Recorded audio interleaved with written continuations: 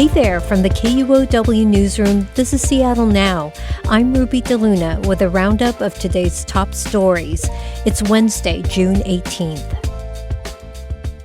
The Seattle City Attorney has joined other cities in suing the Trump administration over frozen public safety grants. As Amy Radel reports, the city sought grants to prevent terrorist attacks, including at next summer's FIFA World Cup in Seattle. Seattle's one of 5 cities suing the Department of Homeland Security in U.S. District Court in Illinois. The cities say the department has illegally yanked reimbursement for expenses it had already approved through the Securing the Cities program. That program funds equipment and personnel to prevent nuclear and other terrorist attacks during high-profile events. In Seattle, the pause on reimbursement affects training for police and firefighters to detect radioactive threats and the planned purchase of 1,000 personal radiation detectors. The Department of Homeland Security paused its reimbursements in February. The agency did not immediately respond to a request for comment. Amy Radel, KUOW News. Microsoft employees fear another mass layoff is around the corner.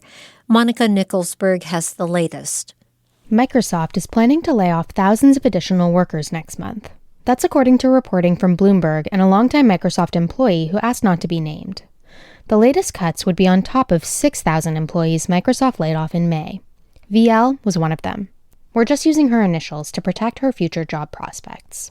It's like a horrible game of musical chairs, and there's just fewer and fewer chairs for people who are in these industries overall, and it's just going to shrink.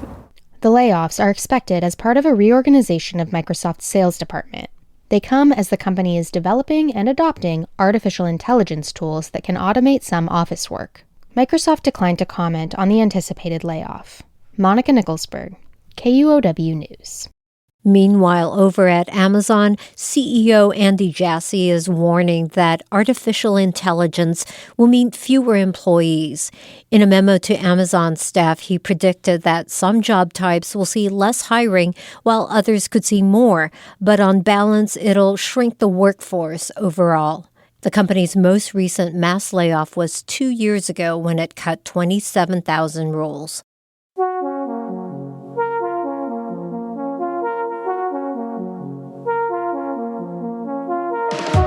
Seattle Congresswoman Pramila Jayapal is calling on the public to continue protesting the Trump administration. She spoke at a town hall in Seattle last night.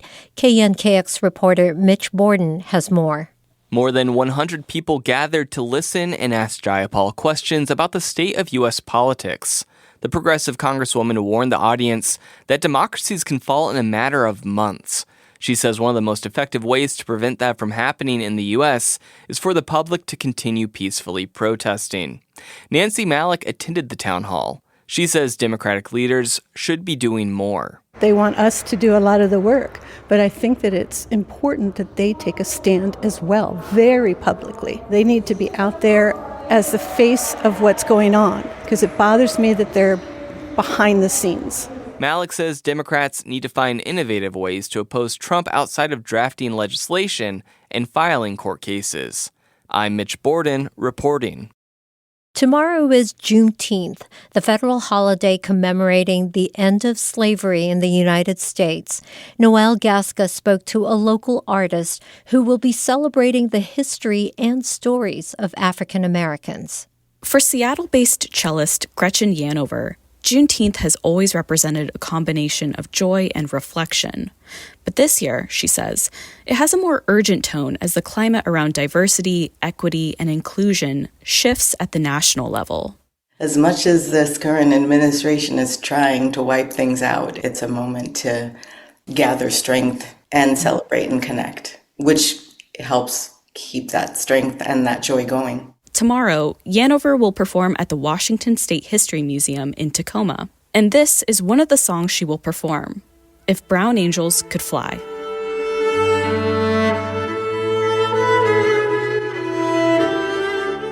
She hopes the music will bring people together and leave them feeling resilient. Noelle Gasca, KUOW News. The Trump administration has revoked a California policy meant to promote electric vehicles, which in turn had the same effect on 10 other states, including Washington. The states immediately responded with a lawsuit, but in the meantime, Washington policy experts who support the transition to EVs are hopeful.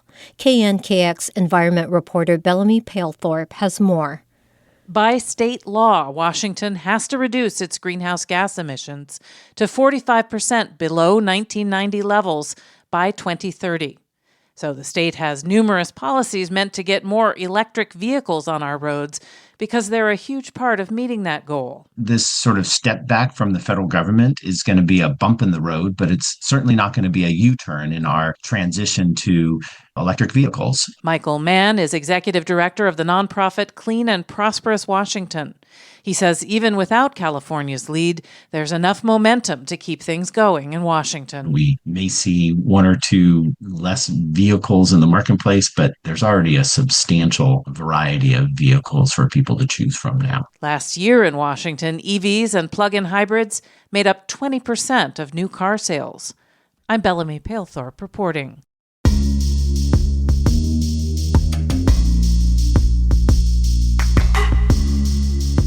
Seattle voters will decide this fall whether to renew the Families Education Preschool and Promise Levy.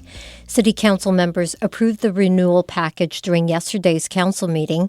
The levy would bring in $1 billion over 6 years so the city could double the number of affordable child care slots. It would also pay for mental health care services and universal access for people to earn a free 2-year college degree. It's estimated the renewed levy would cost the owner of a median-priced home $583 a year. Today was the final meeting of a committee that advises state lawmakers on long-term care options for aging adults. Joshua McNichols has more. Patricia Hunter is an elder care advocate with a state ombuds office. She took the final committee meeting to sound an alarm about assisted living and dementia care facilities. She said a lot of these places are being bought by real estate investment trusts, which have a strong profit motive. Increasingly, they're hiring fewer people and relying more on artificial intelligence and video monitoring systems. Technology does not replace the skills and compassion of a human caregiver. Combined with AI, technologies can be a benefit to care workers. Policies and laws should encourage the use when it supports the work of the people, but does not replace them. The advisory group is being shut down because there wasn't enough funding for it in the state budget. Joshua McNichols, KUOW News. And finally today, the Seattle City Council has postponed a vote to ban landlords from using rent-fixing software. Supporters of the ban say more and more corporate landlords are using it to artificially raise rental prices. City Council members were scheduled to vote on the proposal yesterday, but are now scheduled to take it up next week. Meanwhile, Washington State has filed a lawsuit against 9 landlords and the software company RealPage, alleging they violated the state's Consumer Protection Act. And that's all for today from the KUOW Newsroom in Seattle. Our producer is Andy Hurst. I'm Ruby DeLuna. Seattle Now and KUOW are members of the NPR network. We'll see you tomorrow.